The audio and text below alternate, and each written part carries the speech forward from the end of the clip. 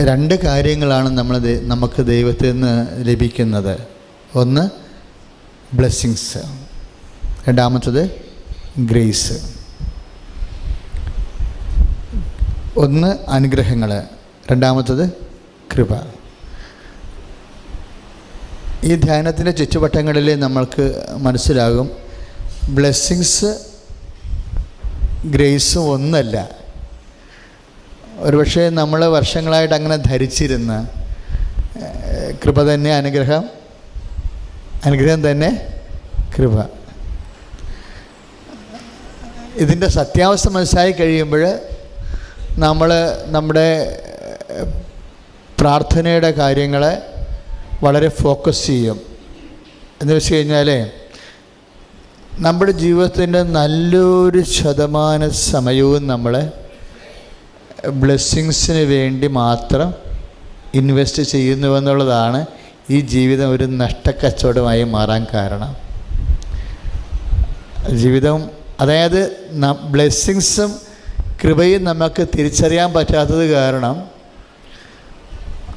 അധികം അധ്വാനിക്കാത്ത നേടാവുന്ന കാര്യത്തിന് വേണ്ടി നമ്മൾ മുഴുവനും ഇൻവെസ്റ്റ്മെൻറ്റ് നമ്മൾ കൊടുത്ത്, അതാണ് നഷ്ടക്കച്ചവടമായത്. അധ്വാനിക്കാതെ നേടാൻ കഴിയാവുന്ന കാര്യങ്ങൾക്ക് വേണ്ടി നമ്മൾ ജീവിതത്തിൻ്റെ അധ്വാനം മുഴുവനും ഇൻവെസ്റ്റ് ചെയ്ത്, അതാണ് ലൈഫ് ഒരു നഷ്ടക്കച്ചവടമായത്. അധ്വാനിക്കാതെ നേടാമെന്ന് പറഞ്ഞാൽ എന്താ? ഈ ബ്ലെസ്സിങ്സ് എന്ന് പറയണത് എന്താ? ശരിക്കും പറഞ്ഞാൽ ഫിസിക്കൽ ഫേവേഴ്സാണ്.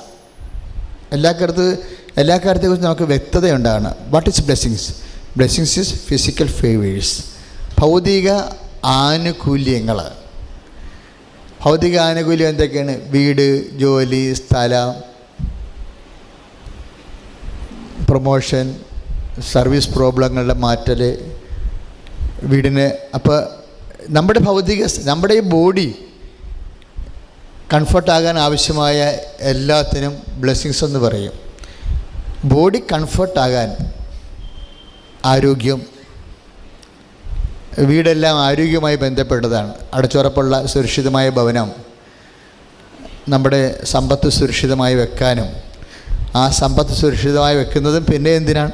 അതും സമ്പത്ത് കൊണ്ട് നമ്മൾ നേടുന്നത്, പിന്നീട് നേടുന്നതെല്ലാം വിദ്യാഭ്യാസമായാലും. ഇപ്പോൾ നമ്മൾ കുഞ്ഞുങ്ങളോട് ചോദിക്കണേ, നിങ്ങൾ എന്തിനാണ് പഠിക്കണത്? ഉടനെ അവർ പറയും ജോലി കിട്ടാൻ. എന്തിനാണ് ജോലി മേടിക്കണത്? ഉടനെ മലയാളി ഉടനെ പറയും വീട് വെക്കാനെന്ന് പറയും. മലയാളിക്ക് ഭക്ഷണത്തേക്കാൾ പ്രധാനം വീടാണ്. അപ്പോൾ എല്ലാവർക്കും അങ്ങനെ, എല്ലാവരും പറയും എനിക്കൊരു കൊച്ചു സ്വപ്നം, ഒരു കൊച്ചു ഒരു ഇത്തിരി ഭൂമി, ഒരു ചെറിയ വീടും, പിന്നെ 2 കുഞ്ഞുങ്ങളും, ഒരു ഭർത്താവും, ഒരു ഭാര്യയും. അത്രയും എൻ്റെ സ്വപ്നം. മലയാളിയുടെ കോമൺ സ്വപ്നമാണത്. ഹിന്ദിക്കാരന് ആ സ്വപ്നമില്ല. ഹിന്ദിക്കാരന് വീട്, പ്രത്യേകിച്ച് ഗുജറാത്തുകാരൻ ബിസിനസ് ഒക്കെ വീടിൻ്റെ ഒരു വിഷയം അവന്. ഇനി ഇന്ത്യയിൽ വീട് വേണമെന്ന് പറഞ്ഞിട്ടുണ്ടെങ്കിൽ അത് മലയാളിയുടെ കൂടെ കുറേ നാൾ ജീവിക്കുമ്പോഴാണ് മറ്റ് സംസ്ഥാനക്കാർക്ക് വീട് സ്വന്തമായിട്ട് വേണമെന്ന് തോന്നുന്നത്. കാരണം നമ്മൾക്കെന്തോ നമ്മുടെ രക്തത്തിൽ ഈ സാധനമുണ്ട്, വീടെന്നുള്ള സംഭവം. കാരണം ഞാൻ തൂത്തൂർ ധ്യാനിപ്പിക്കാൻ ചെന്നപ്പോൾ അവിടെ ജില്ലയാണല്ലോ, അപ്പോൾ അവിടെ പറഞ്ഞ് ഇപ്പോഴിവിടെയുള്ള ആൾക്കാരെല്ലാം അവിടെ വന്ന് താമസിച്ച് ഇപ്പം മലയാളിനെ പോലെ വലിയ വലിയ മാളിക വെക്കണമെന്ന് പറഞ്ഞു. അപ്പം ഞാൻ വെഞ്ചരിക്കാൻ ചെന്ന വീടിലൊക്കെ പണ്ട് അവർക്ക് അത്രയും ടെൻഷൻ ഇല്ലായിരുന്നു വീടില്ലാത്തതിൽ. ഇപ്പം നമ്മുടെ ടെൻഷൻ അവർക്കും കിട്ടിയിട്ടുണ്ട്. ഈ ടെൻഷൻ ഇങ്ങനെ പാസ് ചെയ്ത് ഇന്ത്യ മുഴുവനും വ്യാപിക്കുകയാണ് വീട് ടെൻഷൻ.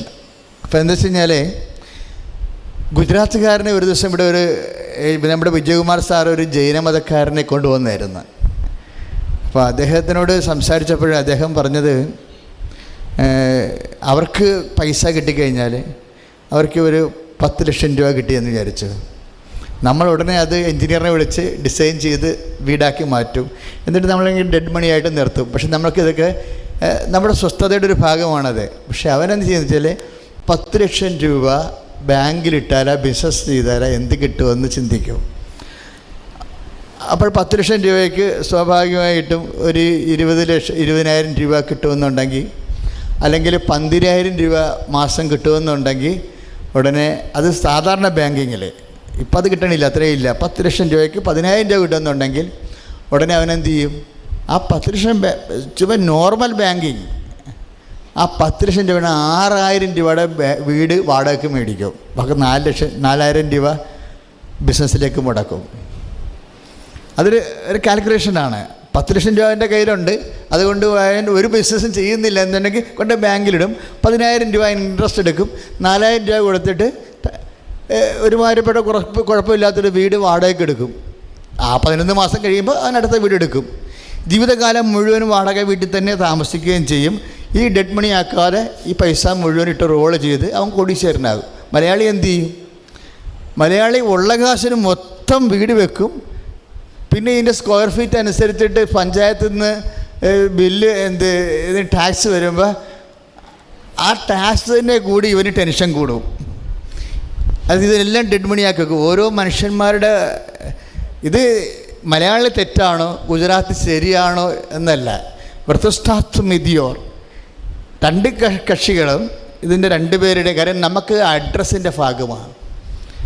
മലയാളിക്ക് മേൽവിലാസത്തിൻ്റെ ഭാഗമാണ് വീട്. നമ്മൾ തന്നെ പലരും അറിയപ്പെടുന്നത് ഹൗസ് നെയിം വെച്ചാണ് അറിയപ്പെടുന്നത്. അത് ബുദ്ധിസ്റ്റ് പാരമ്പര്യം അനുസരിച്ച് അന്ന് മുതലേ ഹൗസ് നെയിം ഉണ്ട്. ബുദ്ധിസ്റ്റുകളാണ് ഇവിടെ വന്നപ്പോൾ ഹൗസ് നെയിം ഉപയോഗിക്കാൻ തുടങ്ങിയത്. ഇപ്പോൾ ഇവിടുത്തെ എല്ലാം ഇപ്പോൾ ചേലേഘാട്ട്, ചേലാത്ത്, അതുപോലെ ചാക്കിയാത്ത് എല്ലാം ബുദ്ധിസ്റ്റ് നെയിംസാണ്. എല്ലാം പുത്തൻപുരക്കൽ എന്നില്ല, പുതിയ പുരയൊന്നുമല്ല, ബുധൻ പുരക്കലാണ്, ബുദ്ധൻ്റെ സംഭവമാണ്.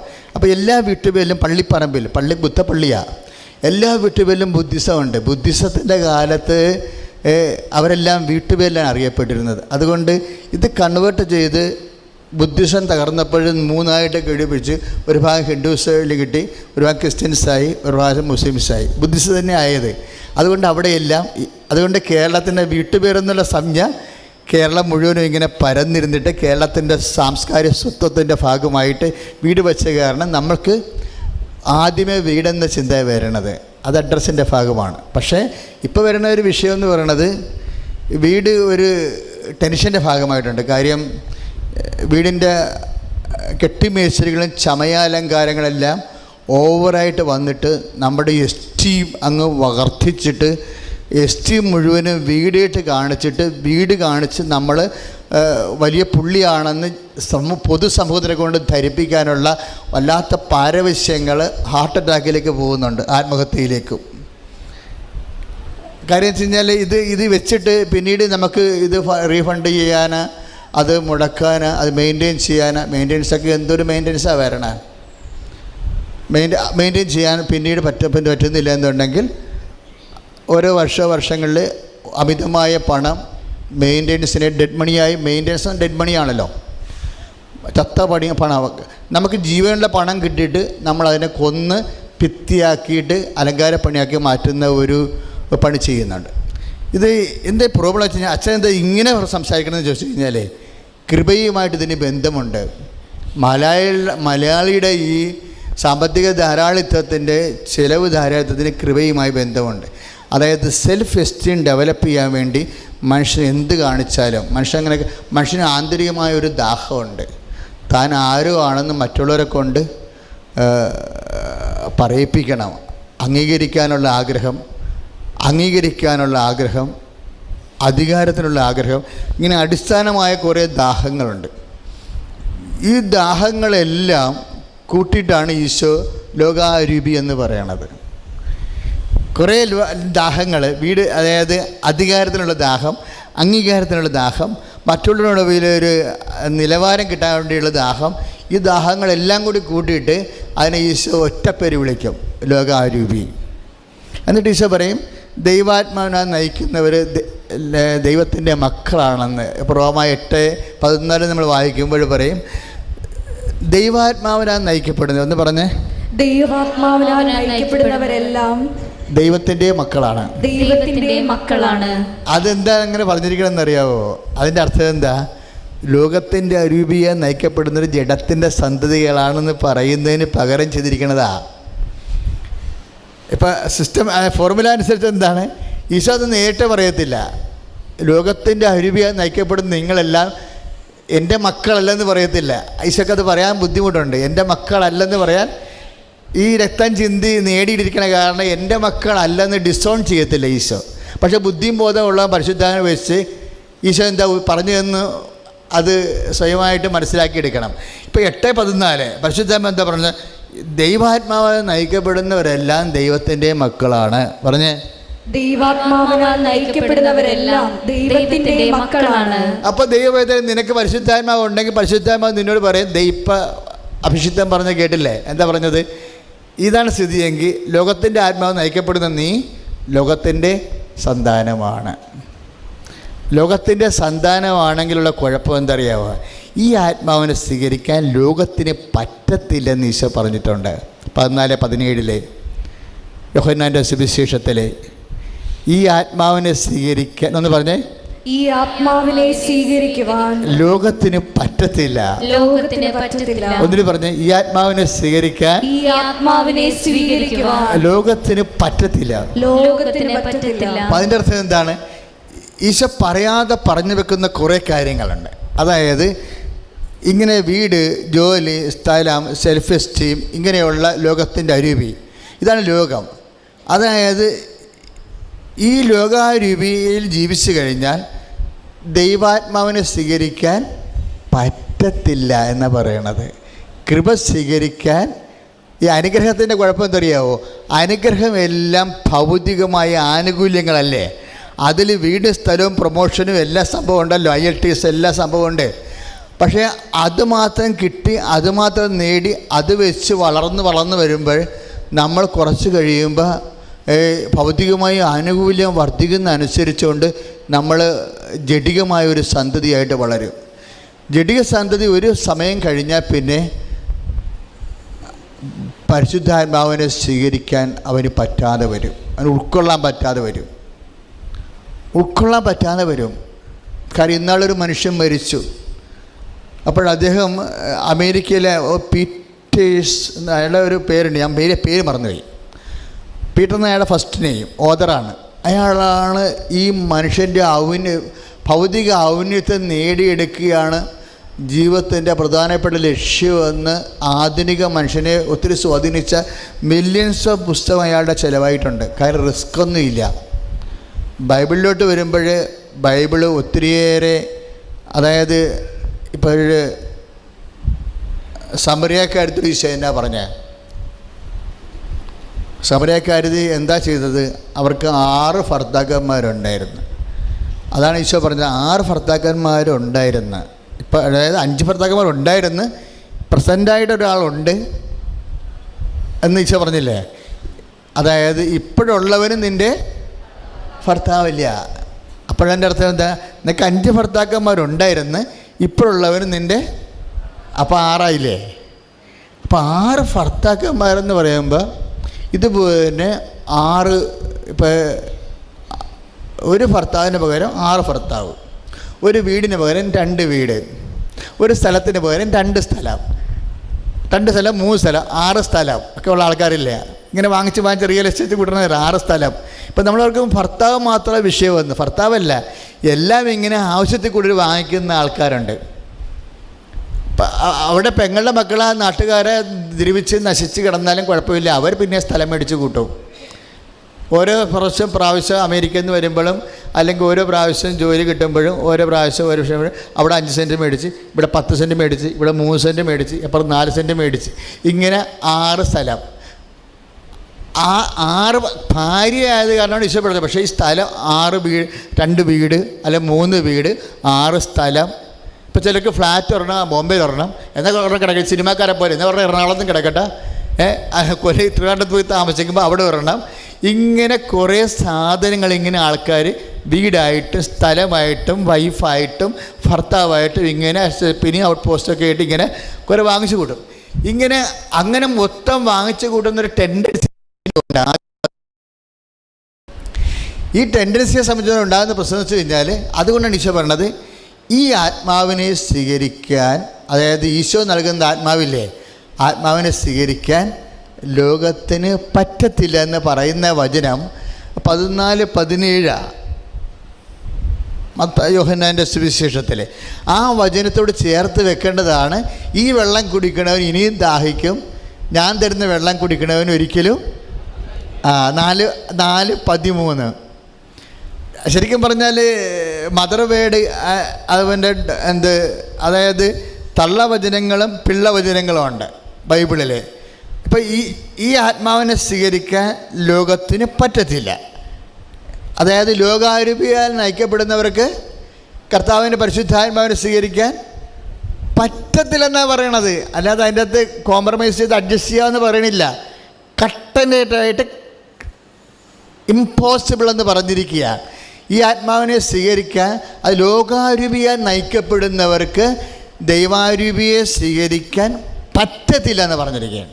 അപ്പം അതുപോലെ എന്താ കാര്യം വെച്ച് കഴിഞ്ഞാൽ ഇപ്പോൾ ആ വചനത്തോടാണ് യോഹന്നാൻ 4:13 ലിങ്ക് ചെയ്യേണ്ടത്. യോഹന്നാൻ 4 ഇപ്പോൾ ഈ ആത്മാവിനെ സ്വീകരിക്കാൻ ലോകത്തിന് പറ്റത്തില്ല എന്ന് പറയുന്ന 14-17 വചനങ്ങൾ യോഹന്നാൻ്റെ സുവിശേഷം ആണ് മദർ വേഡ്. ഈ മദർ വേഡിൻ്റെ പിള്ളവചനമാണ് 4:13 യോഹന്നാൻ. എന്താണ്? ഈ വെള്ളം കുടിക്കണവന് ഇനിയും ദാഹിക്കും. ഞാൻ തരുന്ന വെള്ളം കുടിക്കുന്നവന് ഒരിക്കലും ദാഹിക്കുകയില്ല. ഈ ബ്ലെസ്സിങ്സ് വഴി ഉണ്ടാകുന്ന ഭൗതിക ആനുകൂല്യങ്ങൾ അൾട്ടിമേറ്റായി ആക്കി മാറ്റിക്കഴിഞ്ഞാൽ ആത്മാവിൻ്റെ ഹിഡിനെസ് കൂടും, വെയിറ്റ് കൂടും.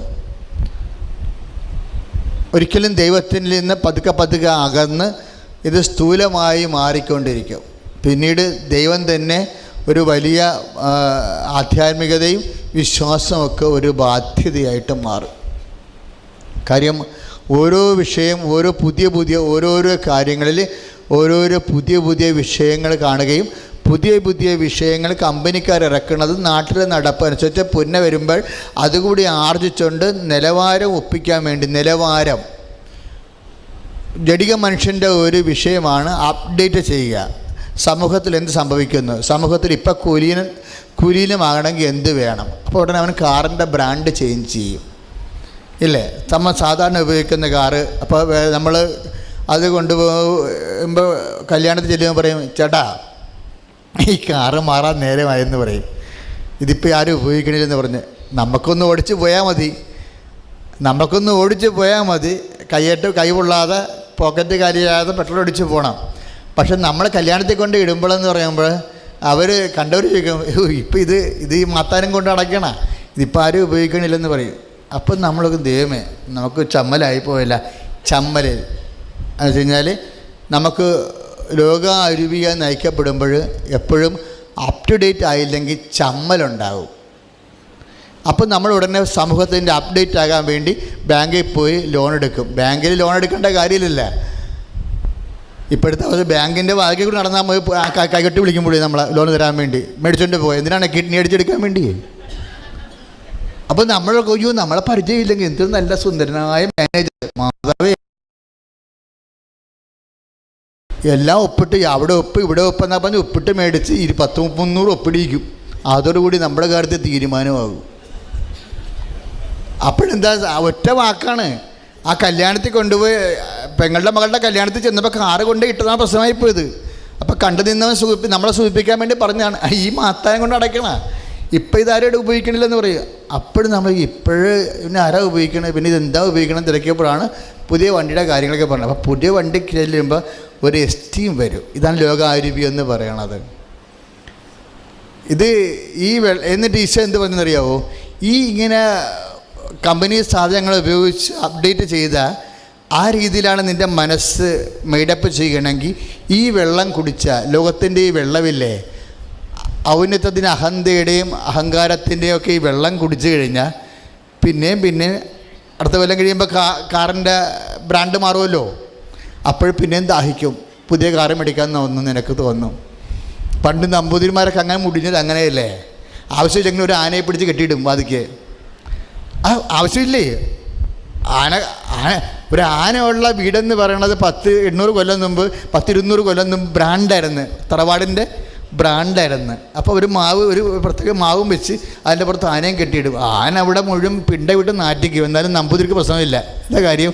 ഒരൗന്നത്യം, ആനയുള്ള വീട്. അവസാനം ആന നിന്ന് അത് മുടിഞ്ഞു പോയിരിക്കുന്നു. എത്ര ഉണ്ടാണ് ആവശ്യമില്ലെങ്കിലും ചുവന്നുകൊണ്ട് നടന്ന് നാട്ടുകാരുടെ മുമ്പിൽ ഞാനത്ര കുറഞ്ഞ പുള്ളിയല്ലെന്ന് പറയുന്ന വെള്ളമുണ്ട്. ഈ വെള്ളം കുടിക്കണവന് ഇനിയും ദാഹിക്കും. കാര്യം ആധ്യാത്മികതയെ അതെപ്പോഴും നമ്മൾ ശ്രദ്ധിക്കണം. നിങ്ങൾക്ക് നാളെ എത്രയൊക്കെ പണം വന്നാലും എപ്പോഴും നമ്മൾ ശ്രദ്ധിക്കേണ്ട ഈ ആകേണ്ട കാര്യമാണത്. അതായത് നമ്മൾ ഭൗതിക വസ്തുക്കൾ വാങ്ങി നമ്മുടെ ഔന്നത്യത്തിൻ്റെ നമ്മുടെ സ്റ്റാൻഡേർഡ് കാലത്തിനൊപ്പിച്ച് അപ്ഡേറ്റ് ചെയ്യാൻ പോയി കഴിഞ്ഞാൽ ഒരിക്കലും നമുക്ക് അപ്ഡേഷൻ നടക്കത്തില്ല. കാര്യം ഇപ്പോൾ എല്ലാം ഫാഷൻ ഡിസൈൻ എല്ലാം ഇങ്ങനെ കമ്പനി പടപടാന്നിങ്ങനെ വിടിച്ചില് പോലെ ഇങ്ങനെ മാറിക്കൊണ്ടിരിക്കുകയല്ലേ. ലോകത്തിൻ്റെ രൂപഭാവങ്ങൾ മാറിക്കൊണ്ടിരിക്കണമെന്ന് പറയത്തില്ലേ. ഇപ്പോൾ 1 Corinthians 7:31 പറയണ വചനമാണ്, ലോകത്തിൻ്റെ രൂപഭാവങ്ങൾ മാറിക്കൊണ്ടിരിക്കണമെന്ന്. അപ്പം തന്നെ അത് പണിയല്ലേ ഇല്ലേ? ലോകത്തിൻ്റെ രൂപഭാവങ്ങൾ മാറിക്കൊണ്ടിരിക്കുമ്പോൾ ഉടനെ സഭാപ്രസംഗി പറയും മാറിക്കൊണ്ടിരിക്കുകയാണ്, പക്ഷെ അതിൻ്റെ പോലെ നിങ്ങൾ കഴിച്ചതൊന്നും നടക്കരുത്. കാര്യം ഒന്നും പുതുതായിട്ട് ഉണ്ടാകണില്ല, പണ്ടുണ്ടായിരുന്നു തന്നെ ഇപ്പോഴും ഉള്ളതെന്ന് പറയും. സഭാപ്രസംഗം സൂപ്പറാണ്. കാര്യം ഇപ്പോൾ 1 Corinthians 7:31 പറയണത് ലോകത്തിൻ്റെ രൂപഭാവങ്ങൾ മാറിക്കൊണ്ടിരിക്കുകയാണെന്ന്. നമ്മുടെ കമ്മൽ തന്നെ മാറുന്നില്ല, മാസം ഫാഷൻ മാറുന്നു, ഒന്നുമില്ലേ. കാര്യങ്ങളൊന്നും ഇല്ലെങ്കിൽ പോലും ഏതെങ്കിലും ഒരു സിനിമാക്കാരൻ ഒരു ഷർട്ട് ഇട്ടാൽ മതി, അപ്പോൾ പിന്നെ ടെക്സ്റ്റൈലുകാരൻ ആ സാധനം എടുത്തിട്ട് മാർക്കറ്റ് ചെയ്യും. അപ്പോൾ പിന്നെ ആ ഷർട്ടില്ലെങ്കിൽ പിന്നെ നഗ്നനായ പോലെ തോന്നുകയും ചെയ്യും. മനുഷ്യൻ പുറത്തിറങ്ങാൻ തോന്നുന്നില്ല. പിന്നെ ആ ആഴ്ചപ്പ് ആ ഷർട്ട് എങ്ങനെ ഒപ്പിച്ചാൽ മാത്രമേ, അല്ലെങ്കിൽ തുണിയില്ലാണ്ടത് പോലെ തോന്നുന്നു നമുക്ക്. കമ്പനിക്കാരൻ ടെക്സ്റ്റൈലുകാരൻ ഈ ആഴ്ച ഇറക്കിയ ബനിയനോ ഷർട്ട് വാങ്ങിച്ചില്ലെങ്കിൽ തുണിയില്ലാത്ത ഒരു അവസ്ഥ തോന്നുന്ന ഒരു നാണമുണ്ടല്ലോ, അതാണ് ഈശോ പറഞ്ഞത്, ഈ വെള്ളം കുടിക്കണവന് ഇനിയും ദാഹിക്കും. അതായത് ലോകത്തിൻ്റെ രൂപഭാവങ്ങൾ ഒരിക്കലും സ്റ്റാറ്റിക് അല്ല. അതാണ് ബൈബിൾ ഭയങ്കര സൂപ്പർ സുന്ദരമാണ്. കാര്യം മനുഷ്യനെ നിത്യതയ്ക്ക് വേണ്ടി ഇറക്കിയിരിക്കുന്ന വഴി നമുക്ക് വഴി ബോർഡുകളാണല്ല. അതായത് ഈ 7:11 ലോകത്തിൻ്റെ രൂപഭാവങ്ങൾ മാറിക്കൊണ്ടിരിക്കുന്നു. ഈ രൂപഭാവങ്ങൾക്കൊപ്പം നമ്മളും മാറി വരുമ്പോഴാണ് നമ്മുടെ നിത്യത നമുക്ക് നഷ്ടപ്പെട്ടു വരുന്നത്. അതുകൊണ്ടാണ് ഈശോ പറയണത്, ഞാൻ തരുന്ന വെള്ളം കുടിക്കണവന് ഒരിക്കലും ദാഹിക്കത്തില്ലെന്ന്.